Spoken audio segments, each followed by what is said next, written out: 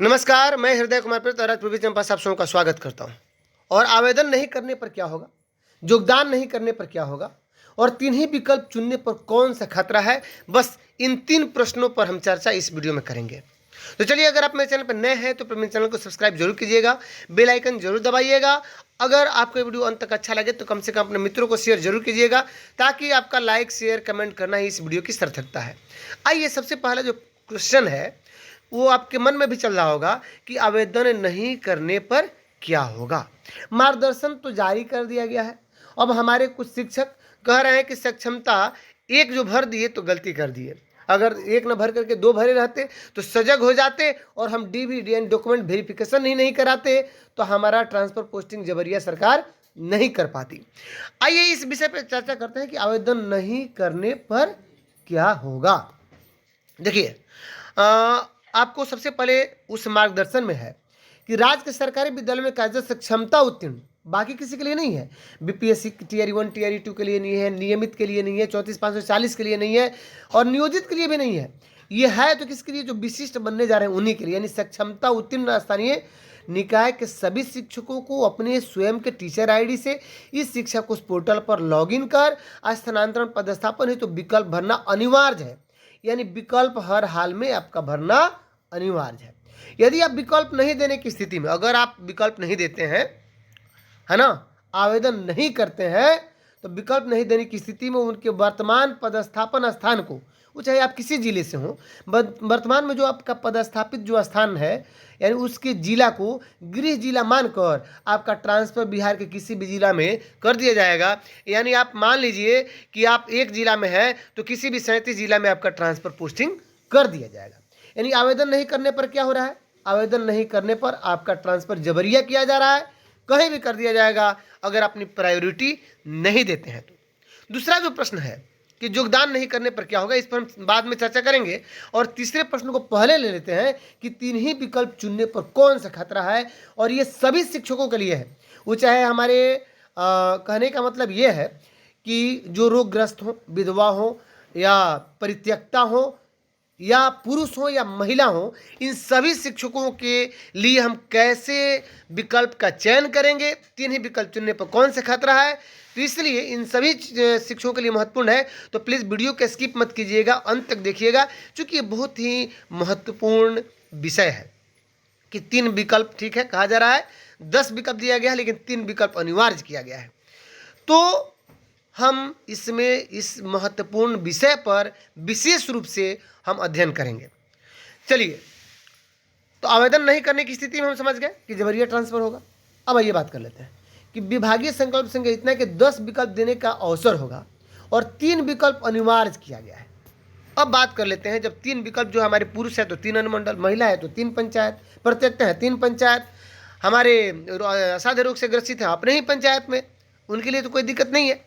लेकिन अब बात आ रही है कि 10 जो 3 विकल्प तो आप दे दिए, अगर 3 विकल्प ही दिए, बाकी चौथा पांचवा छठा नहीं दिए, तो 7 विकल्प अनिवार्य आपका नहीं है।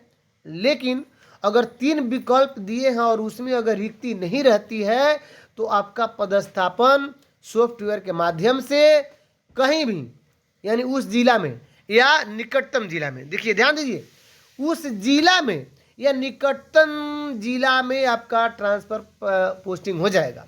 इसलिए 3 विकल्प देना खतरे से खाली है नहीं है, बिल्कुल खतरा है।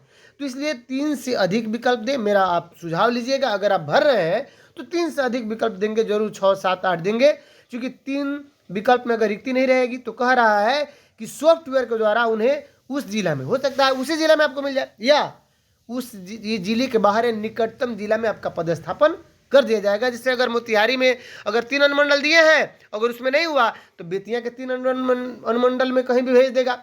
अब बगाहा, नरकटियागंज घूमते रहिए। चलिए, तो इसलिए इस विकल्प का हम सावधानी से चूज करेंगे इसको।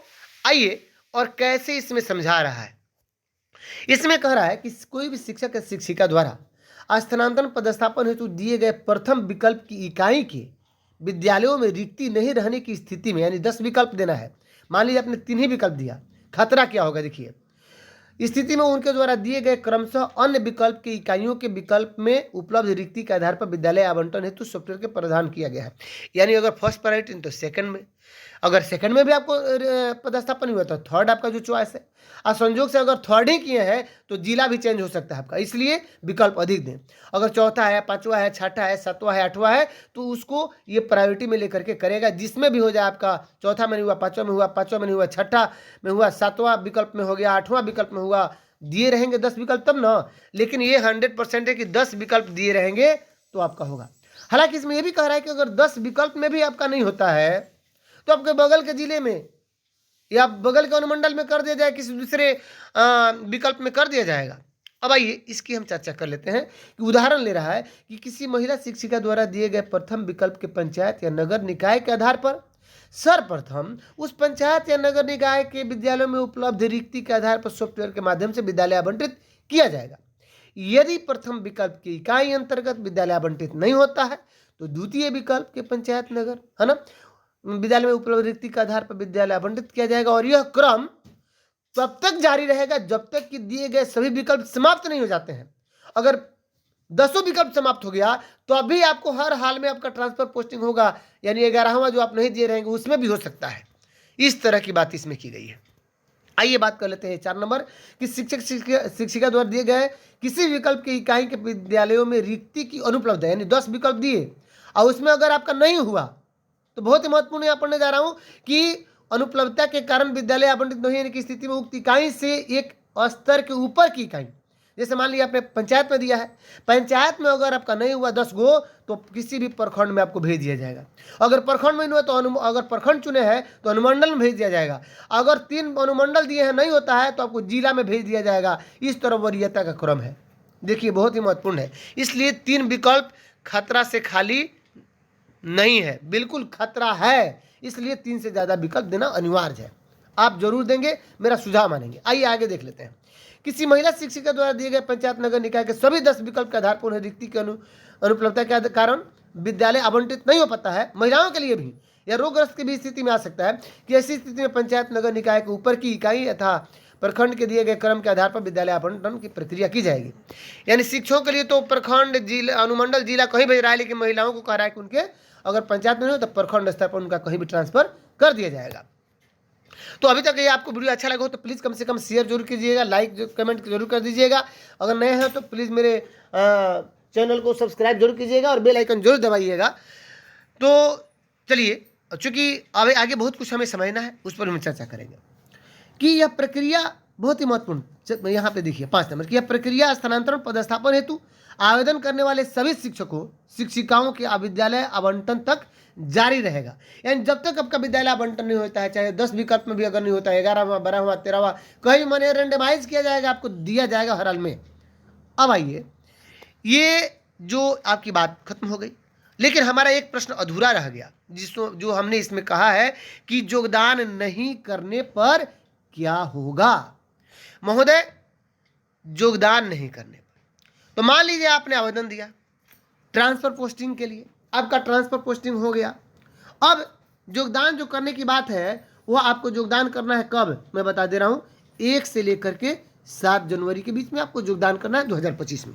अगर योगदान नहीं करते हैं तो आप नियोजित शिक्षक रहे नहीं, चूंकि नियोजित के रूप में रहे नहीं, और योगदान न करने पर आपका विशिष्ट भी जा रहा है। हालांकि स्पष्ट से इसका कोई गाइडलाइन नहीं है कि आपकी नौकरी खतरे में है या नौकरी खत्म कर दी जाएगी। ये तो नियमावली में और जो हलफनामा जो दायर किया गया है उस पर मैं शाम को 7 बजे एक वीडियो लेकर के आऊँगा, जिसमें विशेष रूप से बताऊंगा कि कैसे सुप्रीम कोर्ट के आदेश को धता बताया जा रहा है। इस मार्गदर्शन में कैसे कंटेम्प्ट ऑफ कोर्ट हो रहा है, कोर्ट के का अवमानना कैसे हो रहा है। अर्थात अगर हम योगदान नहीं करेंगे तो हमारी नौकरी, मैं ये 100% दावे के साथ नहीं कर सकता हूँ, लेकिन हाँ 70% दावे के साथ कह सकता हूँ कि नौकरी खतरे में पड़ सकती है।